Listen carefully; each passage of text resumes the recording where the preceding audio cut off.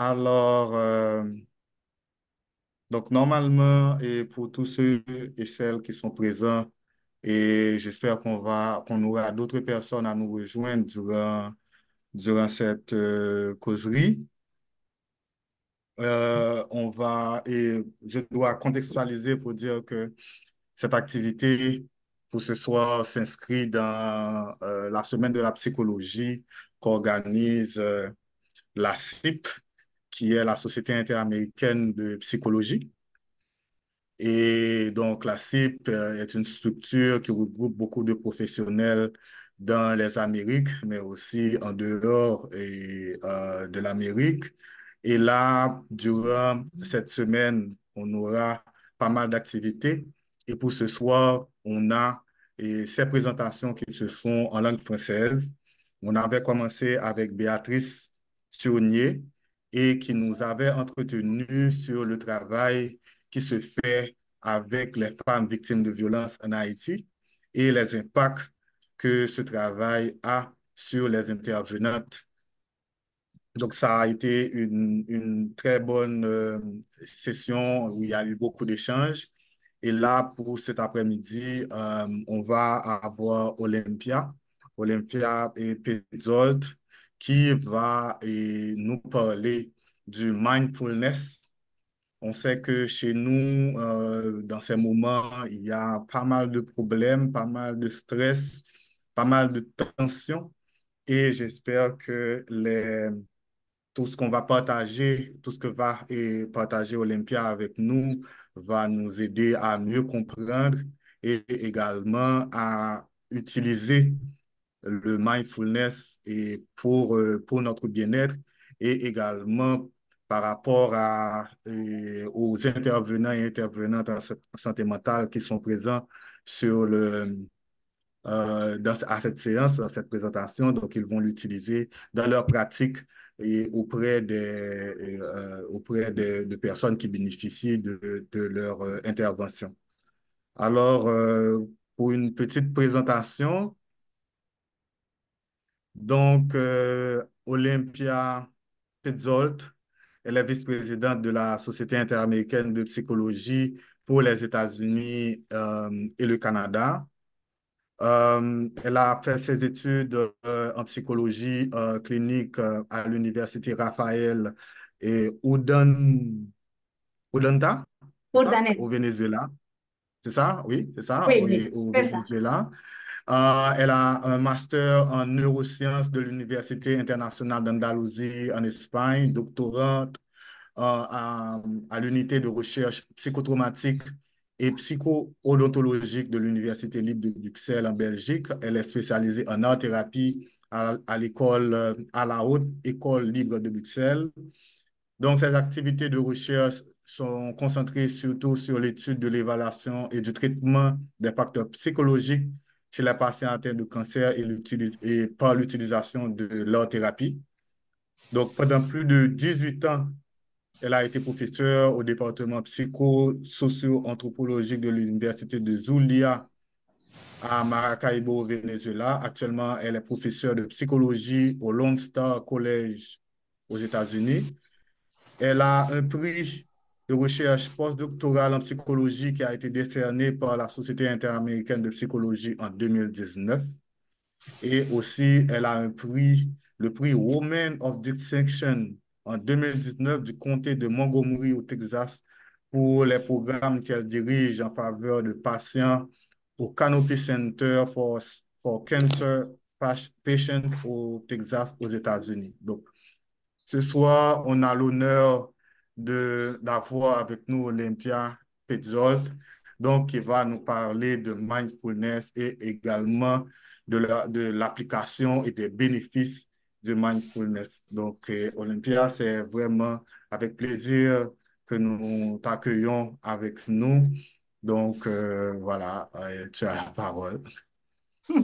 Merci beaucoup, Brad. Bonsoir tout le monde. C'est un grand plaisir d'être ici avec vous. Et d'abord, je voulais remercier Brad pour tout le travail qu'il a fait avec son équipe Et pour faire possible cette activité aussi, des autres activités que Brad a bien mentionnées, qu'on aura lieu pendant cette semaine, parce que cette semaine, on commémore la semaine de la psychologie et la Société interaméricaine de psychologie. Et on dirait on est bien contente de célébrer tous ensemble cette semaine. Tout d'abord, comme vous pouvez écouter, ma langue maternelle, c'est pas le français.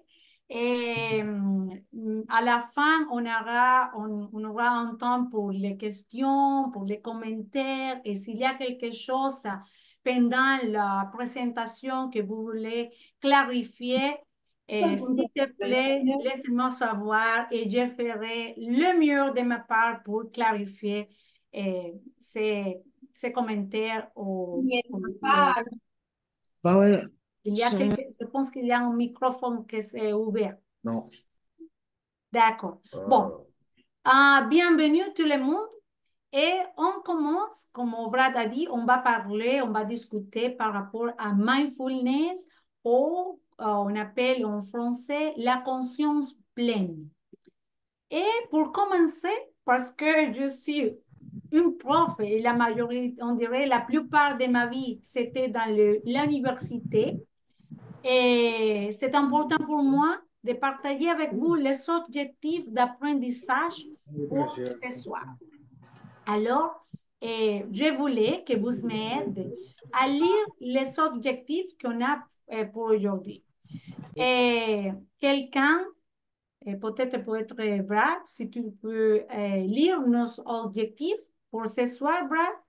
Donc, pour ce soir, on va discuter du concept de pleine conscience. Donc, on dit pleine conscience ou mindfulness. On va essayer de reconnaître l'importance de la pleine conscience. On va promouvoir l'utilisation de la pleine conscience et pratiquer des exercices de pleine conscience qui peuvent être utilisés dans la pratique clinique et aussi partager quelques suggestions pour promouvoir la pleine conscience dans la vie quotidienne.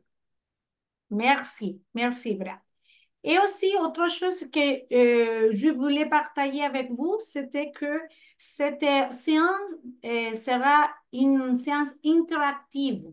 Il y a des exercices et j'ai besoin de votre participation. Comme ça, tout le monde apprend. Je vais apprendre de vous et vous allez aussi, j'espère, apprendre des choses importantes que vous pouvez utilisé dans la pratique clinique et aussi dans votre vie quotidienne. Alors, c'est pour ça qu'en fait, on commence avec un exercice. Un exercice que c'est une stratégie que vous pouvez utiliser pour soit votre vie, mais aussi vous pouvez utiliser pour les gens avec lesquels vous travaillez. C'était un exercice qu'on appelle la liste de gratitude. Et qu'est-ce qu'on va faire? Vous avez besoin d'une petite pièce de papier et aussi quelque chose pour écrire. Et vous allez écrire au moins 5 que vous remerciez aujourd'hui. Et ça peut être quelque chose de simple. Par exemple, une conversation. Et il peut être que vous avez regardé une fleur qui est ce matin, par exemple. Des choses que vous voulez remercier aujourd'hui. 5 choses. Je vais mettre la musique pendant 2 minutes et après, on revient et on va connecter cet exercice avec mindfulness.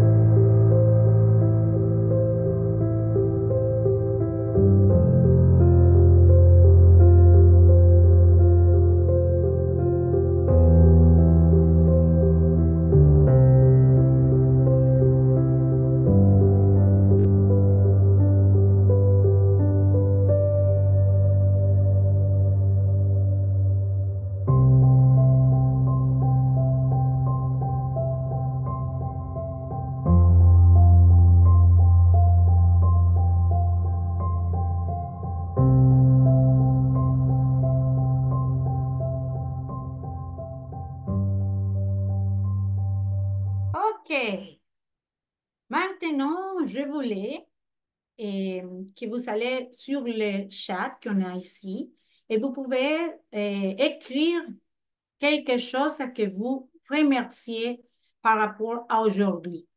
Et Brad, si tu peux lire les choses que les gens vont écrire, D'accord. s'il te plaît. Aussi, si vous voulez, vous pouvez ouvrir votre microphone et partager aussi en utilisant votre voix. Qu'est-ce que vous Oui, remerciez c'est cette en- fois? c'est également possible. Donc, soit vous ouvrez votre micro, vous pouvez le faire, ou vous écrivez dans le chat quelque chose que vous êtes reconnaissant. Il y a quelqu'un qui a écrit la famille. Parfait, ma famille. Euh, Discussion enrichissante avec des collègues de travail. D'accord. Et Brad, Santé. santé. Santé, la famille, un collègue de travail. Et toi, Brad, qu'est-ce que tu remercies aujourd'hui? La vie. La vie. Parfait. D'accord.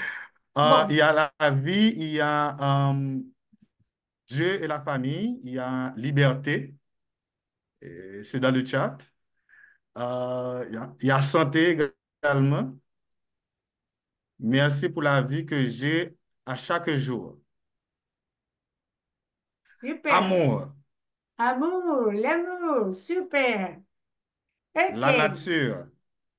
La nature. Super. Merci beaucoup et merci, Brad. Bon, pourquoi c'est important cet exercice?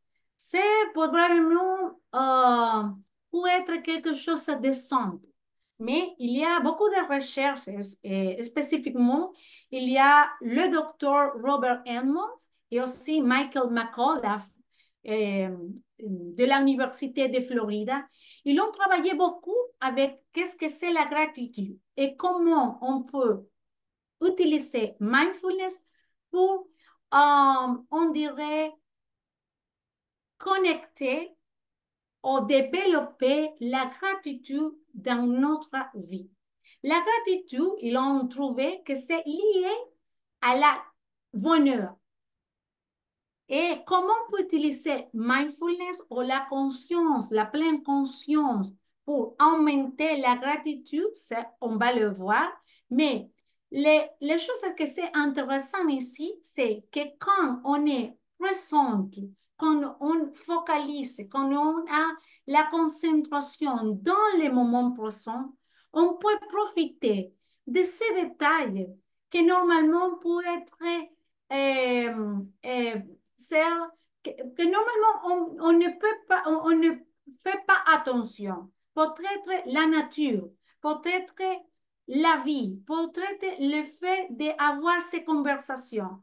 C'est des choses qui sont quotidiennes, mais comme on a beaucoup de choses dans l'esprit, on ne fait pas attention que quand on se connecte avec la gratitude, il y a une effet sur la santé mentale et aussi sur la santé physique. Et ces listes de gratitude que le docteur Edmond et le docteur McCullough et, dit que chaque jour, on peut développer un journal de gratitude. Et si on fait ce journal au moins 5 jours par la semaine pendant un mois ou 21 jours, on verra le résultat positif sur la perception de notre vie. Alors, ça c'est euh, une des premières stratégies que je vous invite à utiliser, que je vous invite aussi à promouvoir avec votre patiente, avec les étudiants ou avec les gens que vous savez dans votre vie quotidienne. Alors, quand on parle de mindfulness, si nous regardons mindfulness, c'est un mot que c'est en anglais. Et en fait, ce mot, il vient de una langue bouddhiste, les textes bouddhistes sont écrits en la langue de Pali, et mindfulness vient de un mot que c'est le mot santi. Le mot santi, quand on fait la traduction à l'anglais, c'est le mot mindfulness. Mais quand on fait la traduction au français, on peut dire que c'est pleine conscience, présence d'esprit, présence totale, ouverture d'esprit. Ça veut dire qu'il n'y a pas exactement une traduction de la langue pali, tout l'anglais ou le français, mais on peut se dire que c'est plus euh, correct pour la traduction. Ici, je vais partager avec vous la couverture d'une magazine que c'est très reconnu ici aux États-Unis, que c'est la magazine Time. Et dans la couverture, montre la Mindful Revolution et parle de la science de mindfulness, ou de la science qui implique la concentration dans une culture que c'est multitasking. Et je voulais partager ça avec vous parce que ça montre de certaines façons l'importance qu'on a aujourd'hui dans les personnes à tout que c'est mindfulness.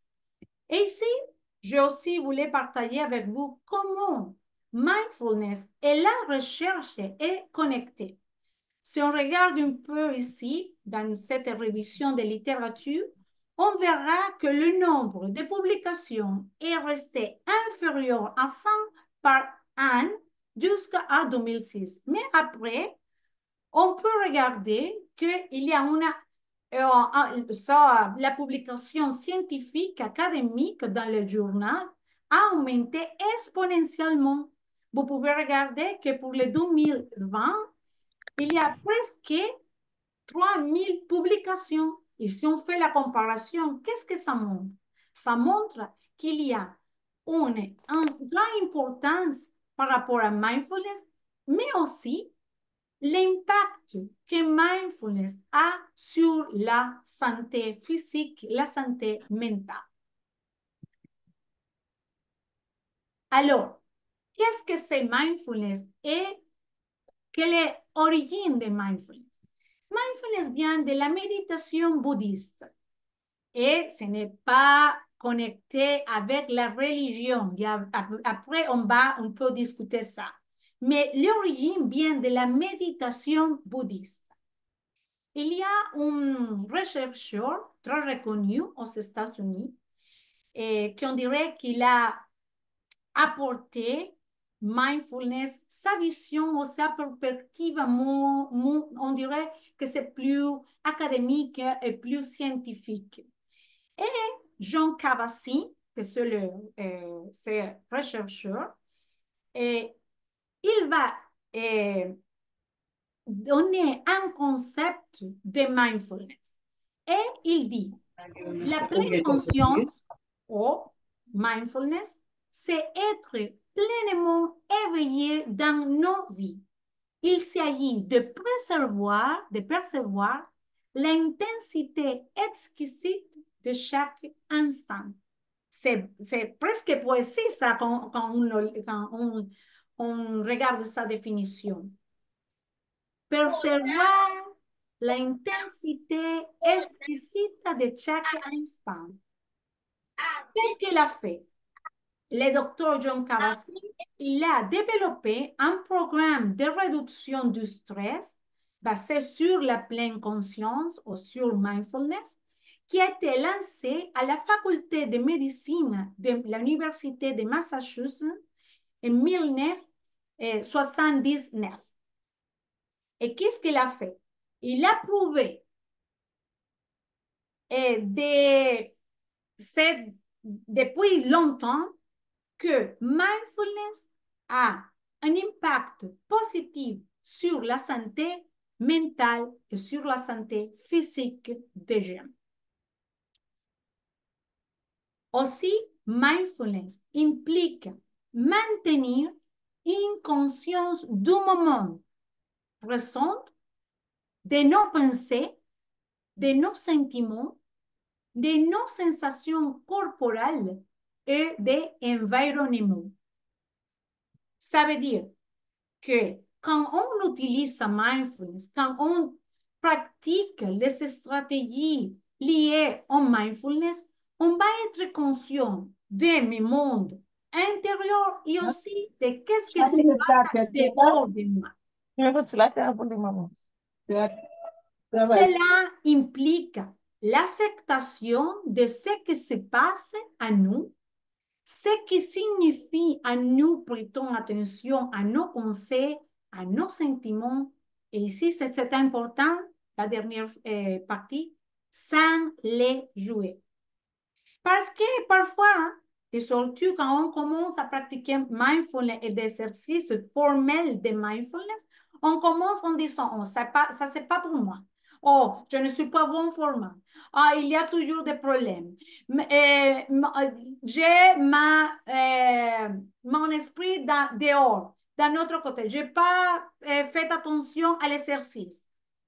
Ça veut dire, on connecte, on peut connecter l'exemple que je viens de dire con la dernière partie, sans les jouer. C'était important que quand on pratique des exercices de mindfulness, on s'approxime à ce type d'exercice avec une ouverture de principiante, comme quand on est un petit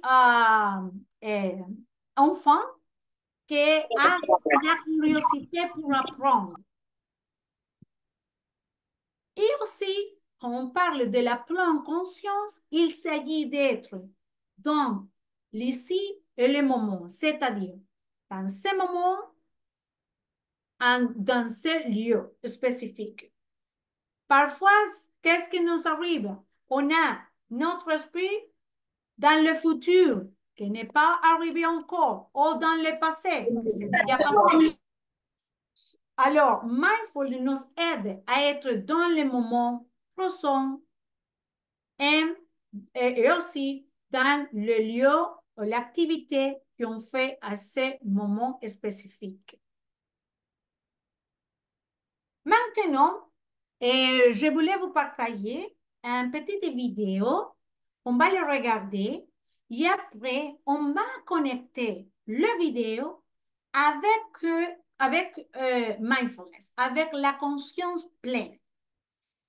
Et si vous avez un petit papier et aussi quelque chose pour écrire, pour noter vos idées, et ça serait bien. Et alors, je vais mettre ici la vidéo. Il n'y a pas de son normalement pour ces vidéos, c'est juste l'image. Je partage.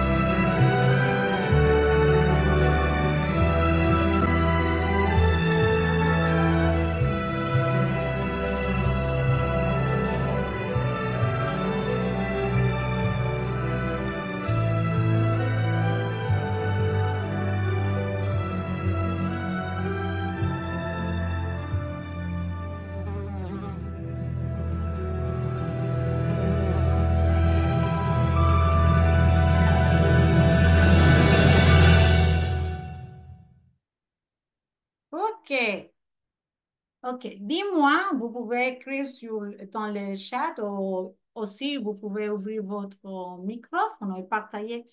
Comment vous pensez qu'on peut associer ou lier cette vidéo avec la pleine conscience?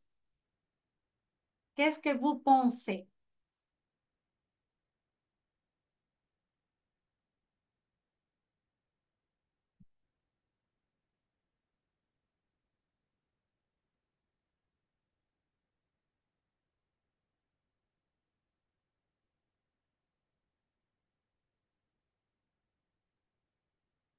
Alors, il est écrit dans le chat, lorsque vous êtes centré, rien autour de vous ne peut vous perturber.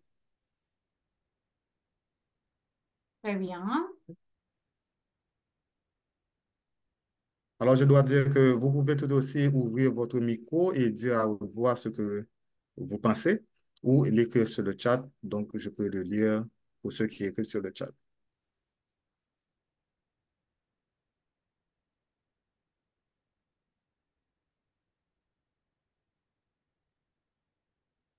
C'est important le commentaire que tu viens de dire. Et parce qu'en fait, et on va le regarder dans un exercice après. Parfois, on met tout que c'est notre concentration ou notre paix mentale dans le monde extérieur. Mais c'est vraiment à nous de prendre la décision où est-ce qu'on va focaliser notre attention.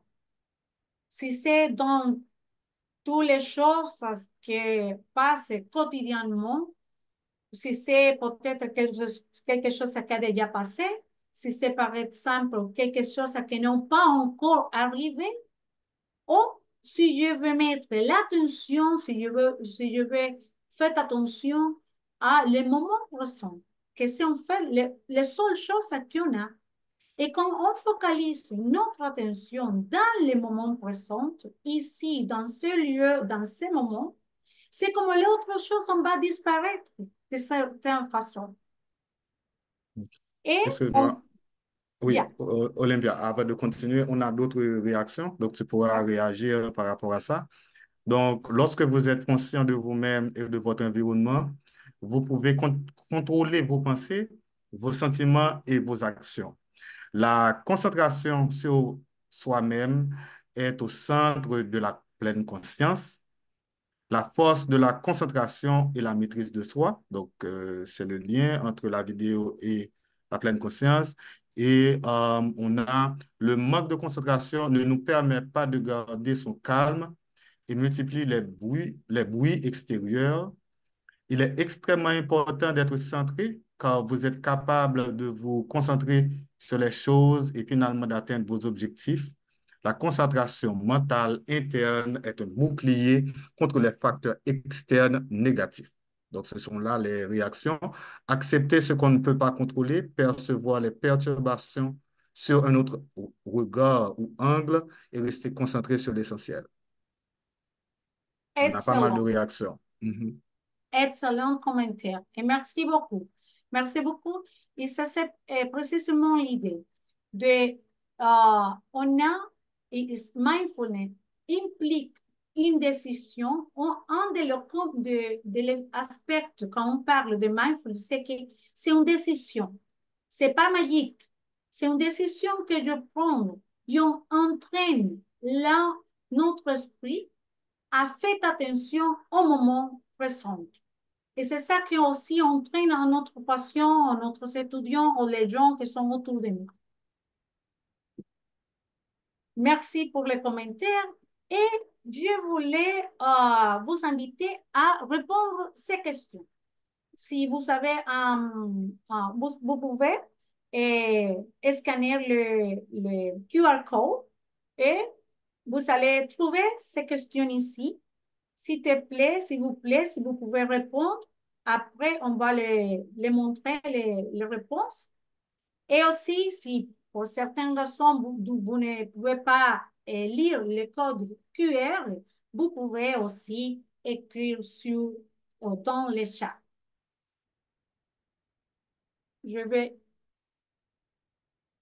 et maintenant, je vais partager les résultats.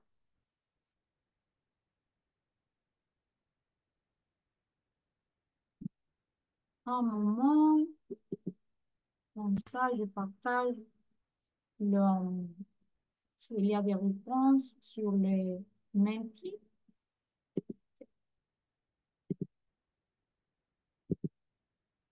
On va voir ceci avec.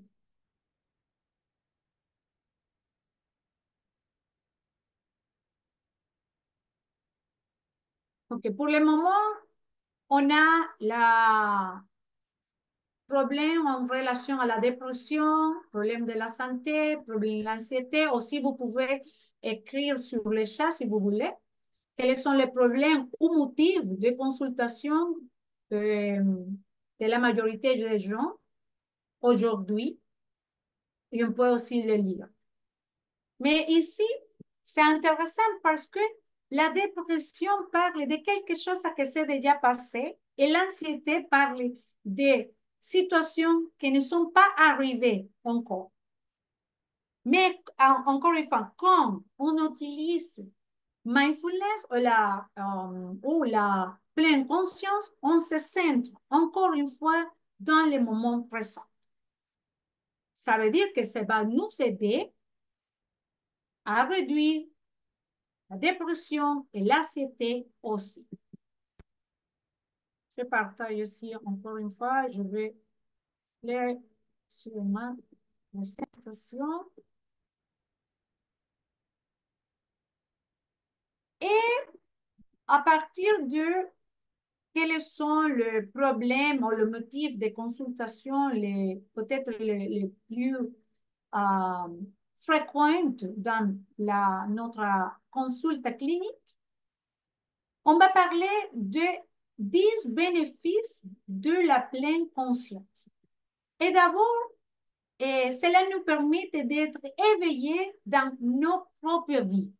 Et c'est assez intéressant ça, parce que, dis-moi si parfois vous arrivez, peut-être que vous allez dans votre chambre et vous voulez chercher quelque chose qui est dans la cuisine. Quand vous allez à la cuisine, vous arrivez à la cuisine, vous vous rendez compte que vous ne savez pas qu'est-ce que vous allez trouver dans la cuisine, par exemple. Ou vous avez une conversation avec quelqu'un et après quelques minutes, vous se dites à vous-même, qu'est-ce qu'il m'a dit cette personne, qu'est-ce qu'il m'a demandé?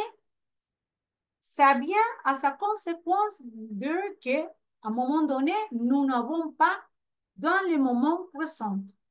Alors, la pleine conscience ou mindfulness nous aide à être éveillés dans notre propre vie.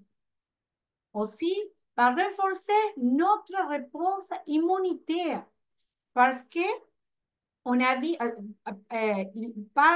on dirait qu'une partie de la recherche qu'on trouve quand on travaille avec mindfulness, c'est que la symptomatologie physique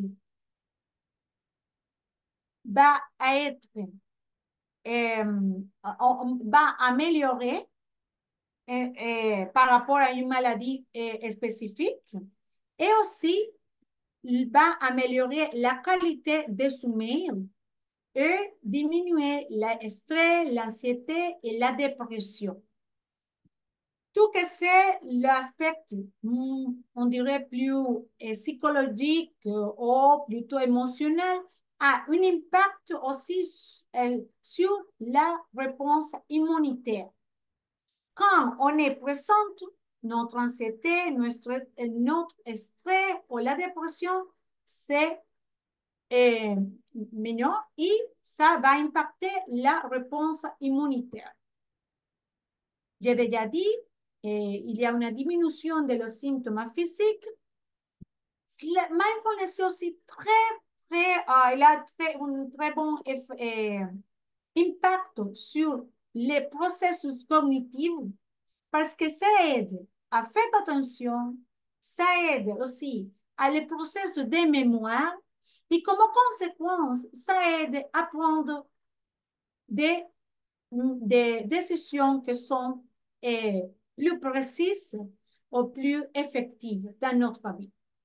Améliore la prise de décision et aussi facilite la résolution des conflits, renforce notre estime de soi et améliore la relation avec les autres. Comme on peut voir, comme on peut regarder ici, comme on peut voir, et il y a beaucoup de bénéfices quand on travaille, quand on utilise la pleine conscience. Et ça inclut notre santé physique et notre santé émotionnelle. On peut dire que mindfulness ou la pleine conscience, c'est notre équilibre interne. C'est quelque chose qui n'est pas fixé, c'est pas quelque chose qui n'est pas statique. Ça change parce que je dois être conscience de qu'est-ce qui s'arrive à l'intérieur de moi et aussi qu'est-ce qui se passe autour de moi. C'est comment être conscient de ces petits mouvements, changements et notre pensée, notre sentiment, aussi notre sensation corporelle. Et c'est très important parce que je peux rendre compte s'il y a quelque chose, quelques sensations physiques que ça ne va pas au moment que commence. Non, quand je suis très mal avec la douleur, de cette façon, je peux faire quelque chose de commencement de, c'est, on dirait, le symptôme physique que c'est pas confortable.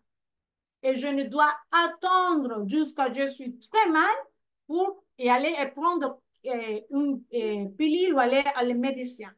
Je peux faire quelque chose tout d'abord. Il y a un changement corporel et aussi un changement qui implique la pensée et mes émotions. Ça, c'est très important parce que c'est regarder de certaines façons dehors qu'est-ce qui m'arrive. Parfois, je donne cet exemple.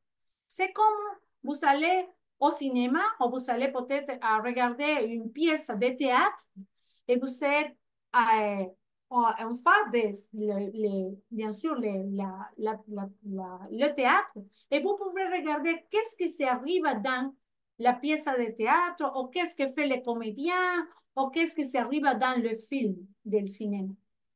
C'est regarder les mêmes qu'on voit dans le théâtre, la pièce de théâtre ou les films, mais dans ce cas, dans ma propre vie, en relation à mes sentiments, mes pensées et aussi mes expressions ou mes changements corporels, sensations corporelles.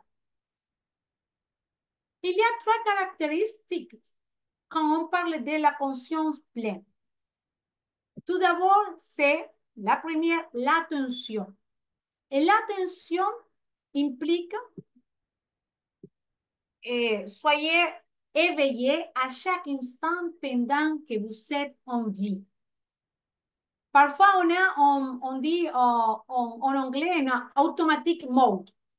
On fait toutes les choses, mais comme un robot. On profondisse, on ne fait la liaison, les contacts con les choses, con nous-mêmes. Là, attention, comme une caractéristique de la pleine conscience, nous aide à être éveillés à chaque instant pendant notre vie. Deuxième caractéristique, intention. Prendre une décision délibérée et libre. Ça c'est très important. Parce que c'est pas, j'ai des problèmes avec l'attention, je rien peux faire, je suis comme ça. Non. Les choses ici, c'est intéressant. On peut traîner notre attention parce que c'est une décision délibérée. Je décide, faites attention à le moment présent. Et finalement, comment on le va faire? Là, avec une attitude de curiosité, une attitude d'ouverture. Ici, on va voir d'une façon différente les trois composantes. D'abord, on a l'intention, que c'est pourquoi. Ça veut dire la décision. Après, c'est quoi? Qu'est-ce que, quoi? C'est l'attention. Et finalement, comment on doit faire avec une attitude de curiosité et d'ouverture. Quand on parle de l'attitude de mindfulness, c'est important euh, maintenir dans l'esprit que mindfulness, ce n'est pas jouer vous-même. J'ai déjà expliqué un peu ça. Quand on pratique, quand on commence à faire des exercices formels de mindfulness, parfois on commence en disant, oh, ça c'est pas pour moi, je ne suis pas bon pour ça. Quand on commence avec le mindfulness, c'est l'ouverture. Et ça implique reconnaître que peut-être à un moment donné, la pensée va dehors. Mais encore une fois, on va décider prendre l'attention à le moment présent et l'activité qu'on fait. L'attitude de mindfulness aussi implique la patience, implique l'acceptation, la confiance, avoir un esprit de débutance, que c'est la curiosité pour apprendre, pour se connecter, pour connecter. Et parfois aussi implique laisser le couler. Parce que parfois on est très attaché à des choses que doit faire soit de cette manière et d'autre manière. Mais parfois, on doit laisser les couler. Aussi, je voulais clarifier que mindfulness n'est pas de la hypnose, ce n'est pas de la religion, ce n'est pas prière, et ce n'est pas de la détente. Et ça, c'est intéressant parce que parfois les gens pensent, oh, mindfulness, c'est des exercices de relaxation.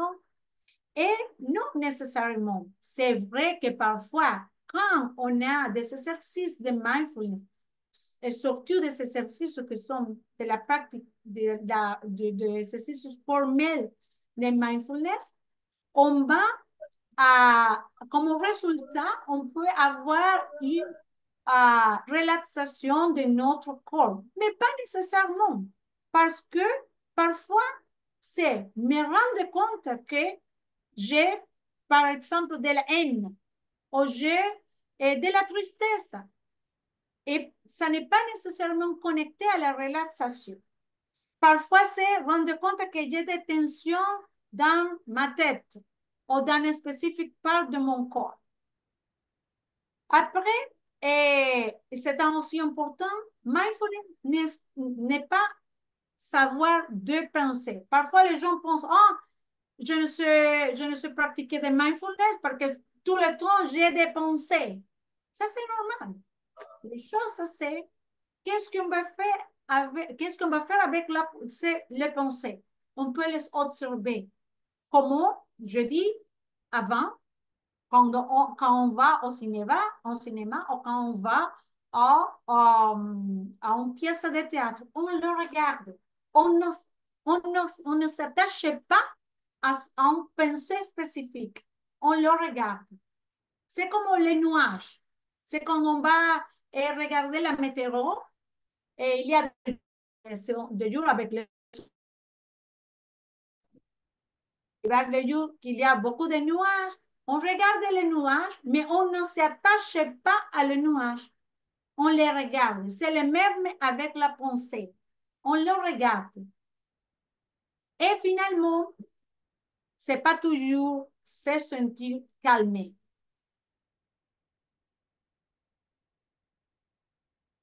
Bon, la dernière partie de cette présentation sont, on va partager certaines stratégies euh, que je voulais partager avec vous, que sont des stratégies pour cultiver la pleine conscience. Les premières, on a déjà fait un exercice, que c'est la liste de gratitude quotidienne. Et vous pouvez développer ça un peu plus. Comment vous pouvez développer un journal? En fait, j'aime mon propre journal tous les nuits. Vous pouvez le faire avant d'aller dormir ou aller matin très tôt. Écrire au moins 5 choses que vous remerciez. Et ça va vous connecter avec les moments présents, avec ce sentiment d'une perspective plus positive de la vie. Ça, c'était le premier, on a déjà parlé avec ça. Le deuxième, c'est la, la minute dorée ou la minute dehors. On va parler, on va pratiquer des exercices après. Troisième, les cercles de contrôle. Et quatrième, les scanners corporels. Alors, la minute dehors, c'est très simple. C'est juste seulement 1 minute. On fait des exercices de respiration. Pendant 1 minute, on va. Faites attention à notre respiration. Ça, c'est tout. C'est pas trop compliqué et c'est juste 1 minute. Et c'est 1 minute parce que l'idée, c'est entraîner notre esprit, aussi notre corps à être présent dans 1 minute. Il y a une position du corps pour cet exercice et on va les faire. D'abord, tout le monde, s'il vous plaît, asseyez-vous confortablement dans votre fauteuil. Deuxième chose très importante, dos et la tête est cou, droite, mais pas rigide, mais droite, c'est important. La tête, cou et le dos. Vos pieds plantés sur le sol, une main sur votre poitrine et l'autre sur votre ventre. Vous pouvez regarder la photo qui est là-bas. Aussi, vous pouvez fermer les yeux et ça vous aide à être avec une meilleure concentration. Et finalement, si vous voulez sourire, ça sera aussi bien. Qu'est-ce que je vais faire? Je vais prendre le timer, juste seulement 1 minute, et on va... pardon, j'ai oublié la dernière, la suivante. Comment est-ce qu'on va respirer? Ici, la respiration, c'est inspirer par le nez et expirer par le nez ou la bouche. Important, c'est très lentement. Lentement, inspirer par le nez et expirer par le nez ou la bouche. Je vais préparer ici 1 minute et on va commencer à seulement faire attention à notre respiration. Okay? On commence et après je vous dirai quand la minute est finie. On commence, 1, 2, 3. Allez, on ferme les yeux et on fait attention à vos respirations.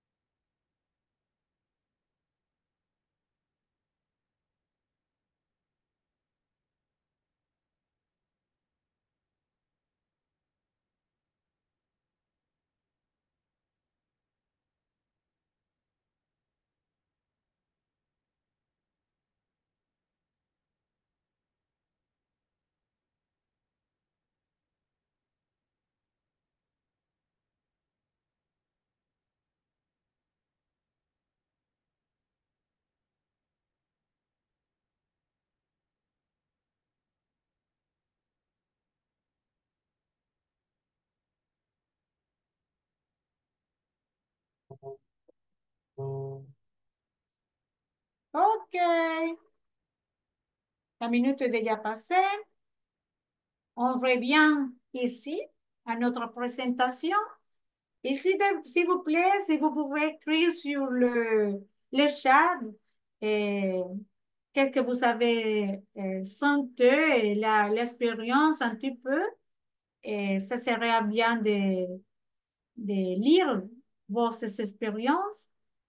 Et Brad va nous aider. Qu'est-ce que vous sentez? Comment c'est passé? Est-ce qu'il y avait des problèmes de concentration? C'était rapide, c'était long. Partagez votre expérience. C'était relaxant, c'est ce qu'on a écrit sur le chat. Et puis, peace, paix. La peace. D'accord. Merci. Bon, c'était un exercice que c'est très simple et en fait, si vous avez vu, non, c'est sans musique. Parfois, on utilise la musique pour promouvoir la concentration, mais l'idée avec ces exercices, c'est que les gens peuvent être utilisés au travail, à la maison, n'importe quel lieu, que les personnes peuvent l'utiliser pour faciliter la concentration dans le moment présent. Merci. Et il y a encore deux réactions, exercice simple mais puissant, et puis agréable, ça détend. Super. Merci. Le troisième exercice, c'est, nous appelons ça le cercle de contrôle. Vous allez utiliser, encore une fois, un papier. Vous allez faire trois cercles. Le premier, c'est le plus grand. OK? C'est le numéro 1. Et dans le numéro 1, vous allez écrire, vous allez représenter en utilisant un symbole, les symboles, les choses où nous n'avons aucune influence, aucun contrôle. Par exemple, le gouvernement, la météo, la guerre. Ce sont des choses que nous n'avons pas, nous n'avons aucune influence, aucun contrôle. Le deuxième cercle, que dans les photos que vous pouvez regarder là-bas, c'est les arbres. Et il s'agit de choses où nous avons de l'influence, mais pas de contrôle. Par exemple, je peux avoir une influence sur la décision de mon fils, mon mari, un ami, mais ça c'est influence. Je ne peux pas vraiment contrôler la décision finale. Dans le deuxième cercle, vous allez écrire des choses où vous avez de l'influence, mais pas de contrôle. Et finalement, dans le petit cercle, c'est le numéro 3 où vous pouvez regarder le cœur. C'est où nous avons le contrôle et l'influence. Alors, je vais donner 2 minutes et s'il vous plaît, écrire ou identifier les choses que vous pouvez euh, euh, ajouter en chacun de ces cercles.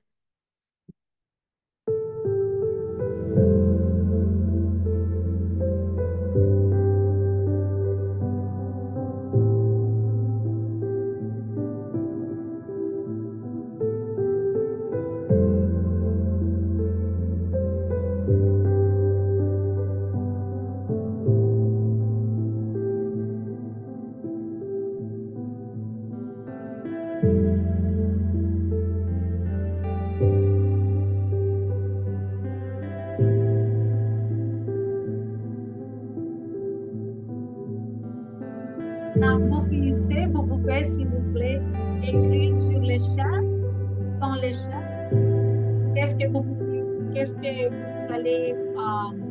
vous avez identifié, identifié pour vous. S'il vous plaît, 1, 2 et 3.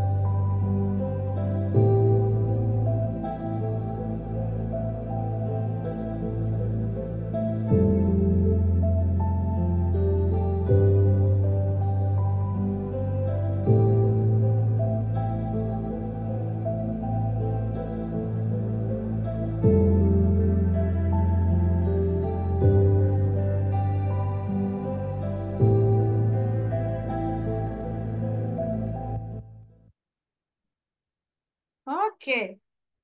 Cet exercice, c'est très intéressant et je dirais que c'est très effectif quand on parle de mindfulness parce que ça aide les gens à identifier les choses qui sont surtout dans les cercles numéro 3, pardon, numéro 2 et numéro un.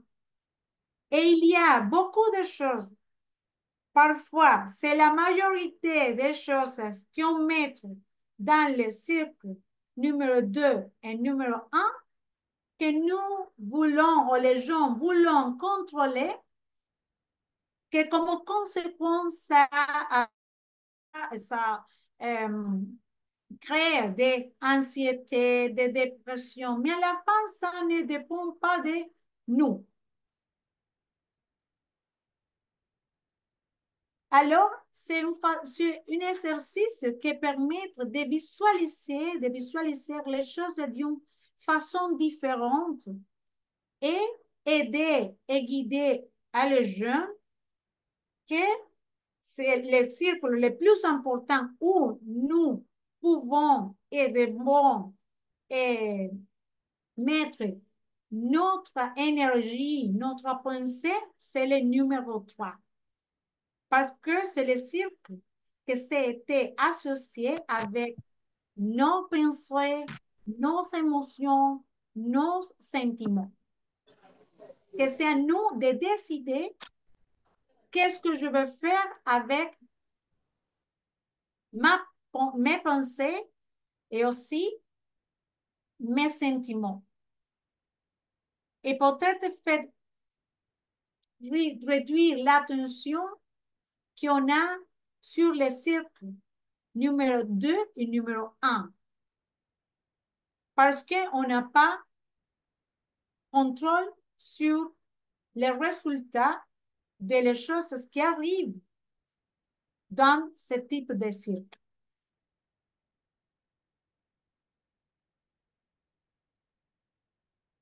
Alors, le dernier exercice, et comme ça, on va à finir notre présentation, c'est le scanner corporel. Et le scanner corporel, c'est important pour développer une conscience corporelle, une conscience physique, une conscience aussi émotionnelle. Parfois, il est possible d'être distrait ou d'avoir des sentiments désagréables. Et c'est important de le faire avec gentillesse. C'était aussi important de ne pas critiquer soi-même parce que ce que vous pratiquez devient plus fort, qu'il soit positif ou négatif. Si je commence à dire, non, ça c'est pas pour moi, je ne suis pas bon, un autre esprit mentalement, ça va se renforcer.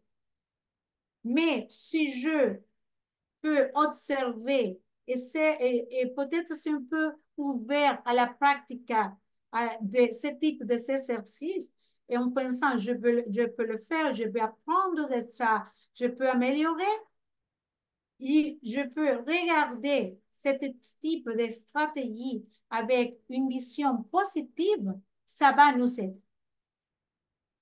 Alors, on va à, je vais ici, on va pratiquer un exercice de scanner corporel. C'est pas très long, on peut le faire 20 minutes, 10 minutes, 5 minutes. Et principalement, on fait, c'est focaliser notre attention dans notre corps. Et pour ça, on va commencer aussi, on doit prendre aussi la même position avec le dos, cou, tête droite, pas rigide, mais droit. Et je vous invite à fermer les yeux si vous sentez que c'est bien pour vous. Et vous allez m'écouter, qu'est-ce que je veux dire, et vous allez faites attention à les instructions. Si à un moment donné, vous regardez que vous pensez une autre chose différente, ne vous inquiétez pas. Vous retournez à le moment où je suis. On va commencer.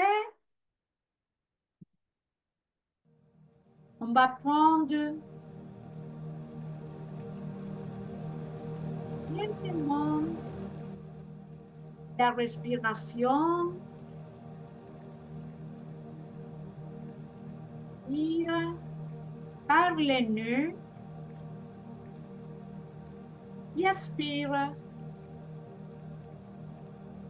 pour la bouche ou le nez. Doucement, placez-vous dans la position qui est la plus confortable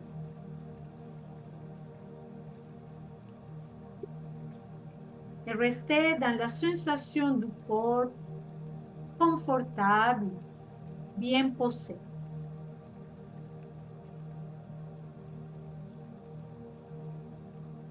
Vous allez observer les différentes parties de votre corps.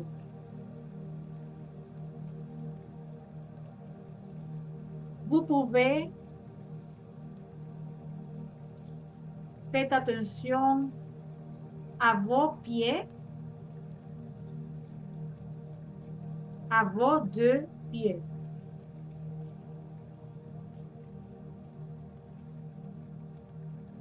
Sentez vos jambes.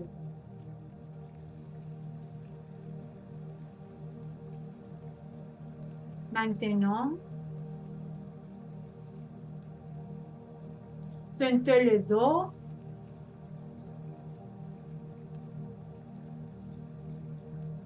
La poitrine ouverte. Vos bras.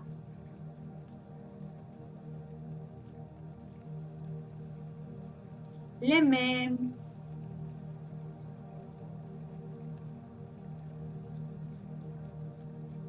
Les épaules.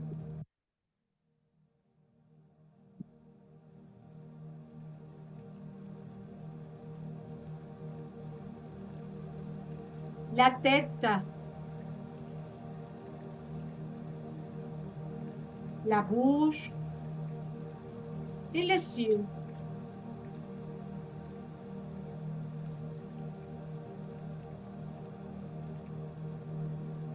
Maintenant, sentez bien la posture du corps, sa position telle qu'elle est. Et restez posé, reposé dans cette expérience simplement.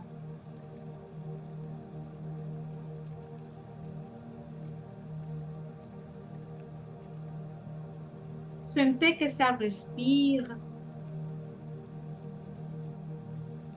Percevez le mouvement de l'abdomen.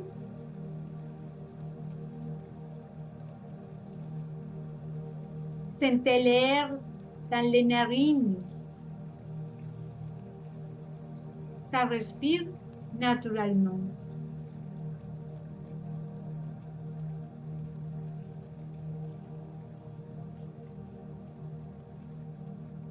Et restez dans cette sensation du corps comme ça vient, tout simplement quelques temps silencieusement.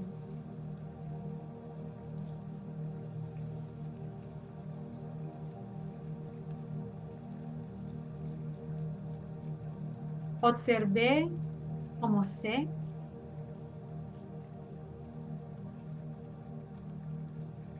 Notez comment c'est. Comment ça se passe. Ce que l'on ressent très simplement.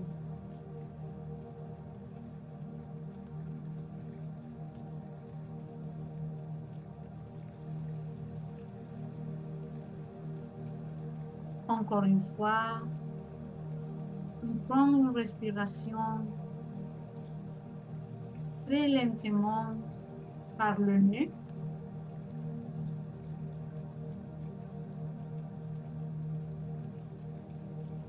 Et on va retourner à ce moment-là Recording in progress. à la fin de 3. 1, on ouvre lentement votre tête.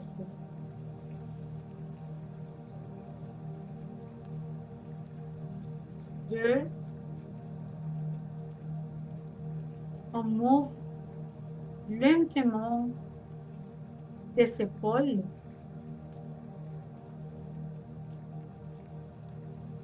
Et 3, on ouvre le sur.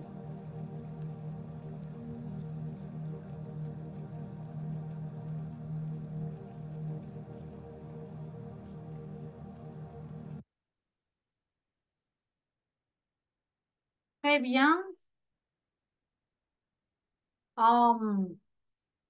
Vous pouvez écrire sur le chat, finalement, l'expérience avec le scanner corporel. Euh, Comme vous savez, c'est un exercice où on fait attention à notre corps. On peut le faire avec plus de détails ou plus rapide, mais basiquement, principalement, ce qu'on fait, c'est on fait un recovery, on fait attention à tout notre corps. Et ça nous aide à augmenter la conscience corporelle ou de notre corps. Ici, ce sont des suggestions pour promouvoir la pleine conscience. C'est de pratiquer des exercices de respiration, soit la minute dehors, ou par exemple, il y a beaucoup d'exercices de pleine conscience connectés avec la respiration, aussi de faire activités de promenade de pleine conscience, faire des exercices, pratiquer la gratitude. Et, et pour moi, c'était très important de savoir qu'est-ce que vous avez appris de ces sessions, comment s'était passée votre expérience d'apprentissage. Si vous pouvez écrire dans le chat et après, je pourrai lire et ça sera très important pour moi et je vous remercie en avance. Et finalement, je voulais fermer en disant que chaque patient, chaque personne, chaque étudiant, chaque personne avec laquelle nous sommes en contact a le pouvoir d'attirer l'attention et l'équilibre dans sa vie. Et nous, en tant que professionnels de la santé mentale, nous pouvons contribuer à, à que les gens peuvent avoir cet équilibre dans sa vie. Merci beaucoup. C'était un grand plaisir. Merci encore une fois, Brad, pour l'opportunité et aussi à l'association haïtienne pour toutes les conférences qu'on fait pendant la semaine de la psychologie. Et merci de la part aussi de la Société interaméricaine de psychologie. Merci à chacune de vous pour être ici ce soir et à la prochaine. Ah, vraiment, merci Olympia. Et je pense que ces minutes qu'on a passées ensemble, on a beaucoup, beaucoup, beaucoup appris. et non seulement sur l'origine, l'évolution du concept de mindfulness, mais également les bénéfices, les applications de la mindfulness. Et vraiment, c'est à nous de te remercier. Et comme tu l'as dit tantôt, donc cette présentation s'inscrit dans les différentes activités dans le cadre de la semaine de la psychologie qu'organise la Société interaméricaine de psychologie. Et pour nous en Haïti, on a pas mal de présentations. Et ce soir, on vient de parler de mindfulness, de pleine conscience avec Olympia et on a fait pas mal d'exercices. Et donc, avant de terminer, s'il y a des réactions, ce serait donner l'opportunité aux participants de réagir, que ce soit à vive voix. Donc, vous pouvez ouvrir vos micros et parler ou écrire sur le chat. Donc, avant de passer la parole aux participants, donc, il y a des personnes qui ont déjà réagi sur le chat. Donc, très bonne expérience, aide à la détente. Un grand merci pour la session. Excellente expérience d'apprentissage. Merci beaucoup pour cette expérience. Merci. Ça rend le corps léger. Félicitations à la professeure Olympia. C'est instructif, pratique. Voilà, expérience à renouveler. Vraiment, vraiment, merci Olympia. Donc, s'il y a pas mal de personnes qui te remercient. Alors, s'il y a des gens qui souhaitent dire quelques mots avant de terminer, là maintenant on va passer, on a près de 2 heures ensemble. Alors c'est l'opportunité. Mais avant de terminer, j'avais une question Olympia et c'était intéressant de contextualiser ou de circonscrire la mindfulness par rapport à ce qu'elle est et ce qu'elle n'est pas. Et moi, ma question, c'était un petit peu, il y a une salutation du Venezuela. D'accord. Et c'est peut-être un compatriote qui te salue, Olympia. Oui, alors, est-ce qu'il y a un petit rapport, parce qu'on a tendance à faire un petit amalgame, d'autant que, comme tu l'as dit, cette pratique, comme on l'a découvert, viendrait de l'Asie, tout ça. Est-ce qu'il y a un rapport avec la méditation? Est-ce qu'il y a un rapport où on peut classer la méditation parmi les choses que la mindfulness n'est pas également? Ouais. C'est une très bonne question parce que mindfulness, c'est être présente et, être conscience de notre pensée, sentiments, sensations corporelles et qu'est-ce qui se passe autour. Alors, il y a des stratégies pour fomenter le mindfulness, que c'est la pleine conscience. Et une de ces stratégies, c'est la méditation. Alors, mindfulness, c'est pas nécessairement, c'est pas la méditation. C'est plutôt un état mental, un état de conscient de qu'est-ce qu'il s'y passe. Mais comment je peux améliorer ma propre conscience, c'est par exemple à travers de la méditation. Il y a des autres exercices, mais c'est vrai que la méditation, c'est l'un des exercices les plus utilisés pour augmenter la conscience pleine. Il y a différents types de méditation. Il y a de la méditation c'est que c'est plus connecté à différents types de respiration. Il y a méditation que c'est plus connecté pour être conscience de le corps, que c'est par exemple le scanner corporel.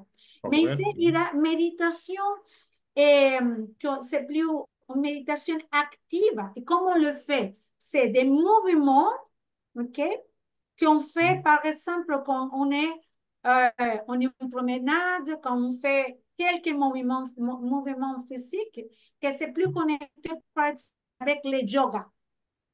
Ah, d'accord. OK. Alors, Mhm. les méditations, c'est une stratégie, sont des exercices qu'on peut utiliser pour fomenter, pour promouvoir la mindfulness. D'accord. Merci Olympia. Alors, est-ce qu'il y a d'autres...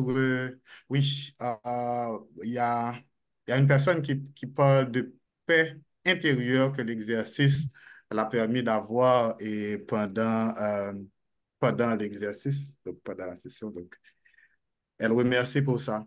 Alors, est-ce qu'il y a quelqu'un ou des participants qui aimeraient ouvrir le micro, dire des mots ou... parce que là, on a Ici, il y a quelque chose à te environ... dire. Ander, que dire du quotidien émotionnel de mindfulness et c'est la même et la unique chose. Euh, je ne suis pas claire.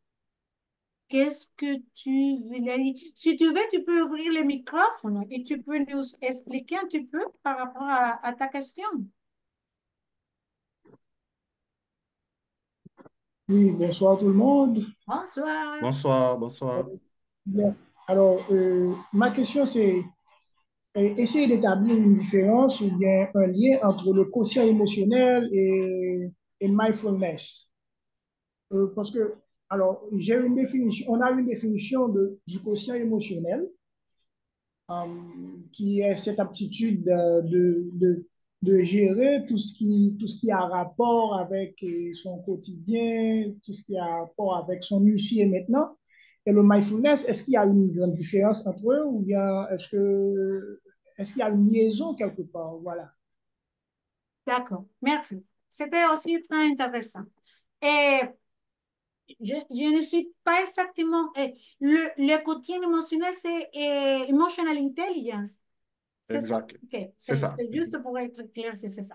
D'accord. Ouais, c'est différent. Quand on parle de quotidien émotionnel, en anglais, emotional intelligence, et ça, c'est, comme tu as bien dit, c'est d'abord reconnaître qu'est-ce que je sens, quels sont mes sentiments, mes émotions, OK? Ah, sí, quita y va a Reconnaître ponerme. des émotions, que c'est les premières, on dirait, pas.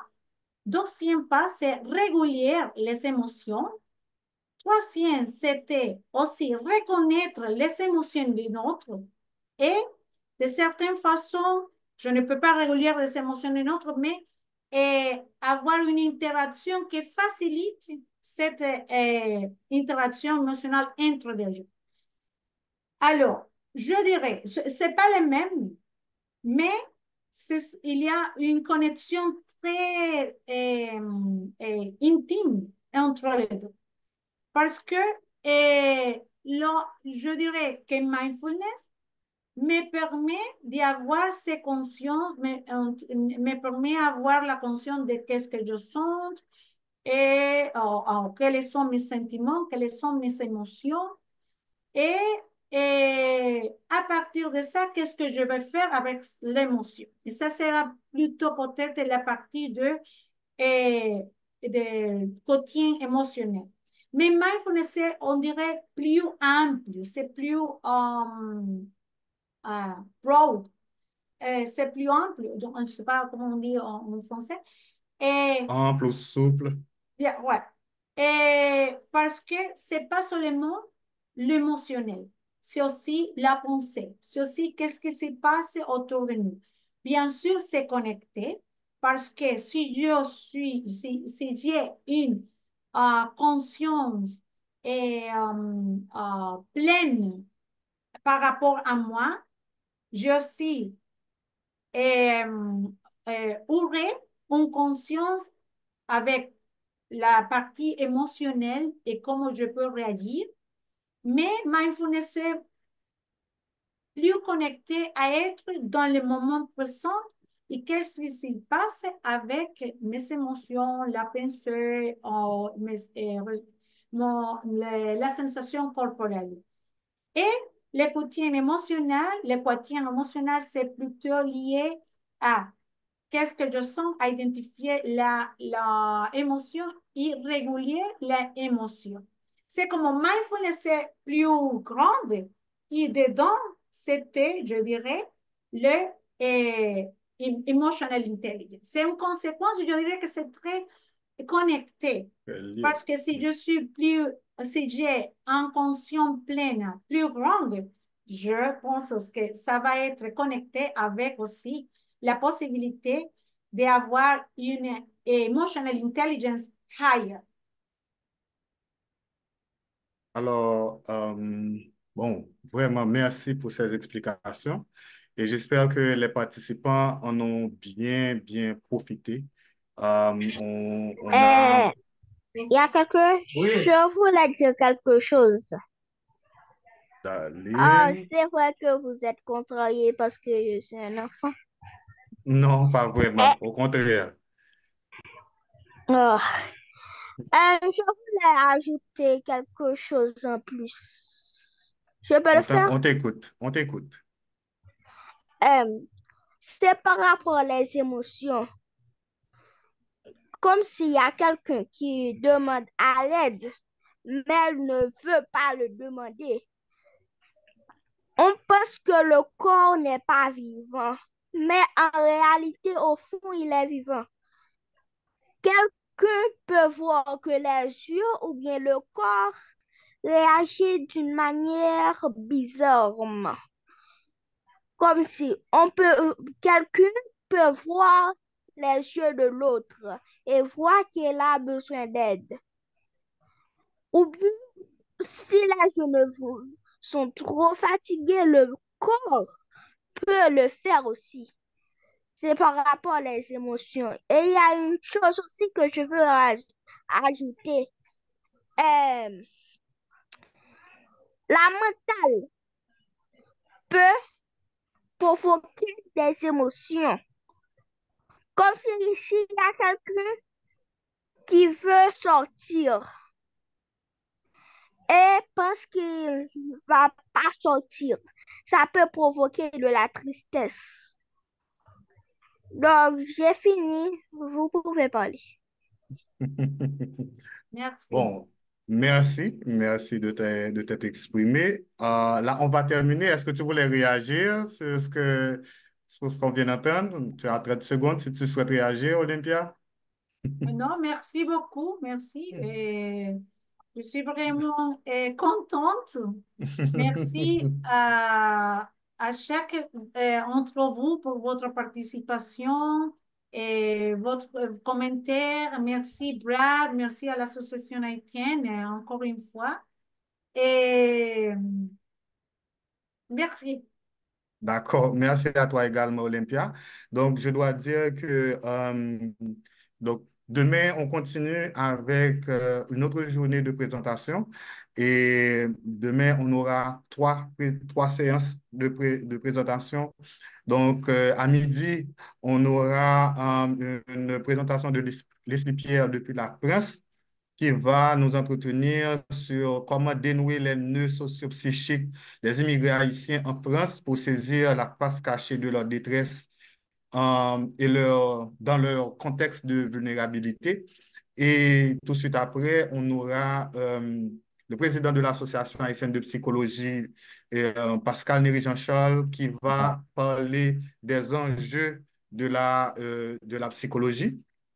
Et dans l'après-midi, on aura une séance sur la santé mentale en Haïti, notamment par rapport à des traumatismes, mais également en lien au changement climatique.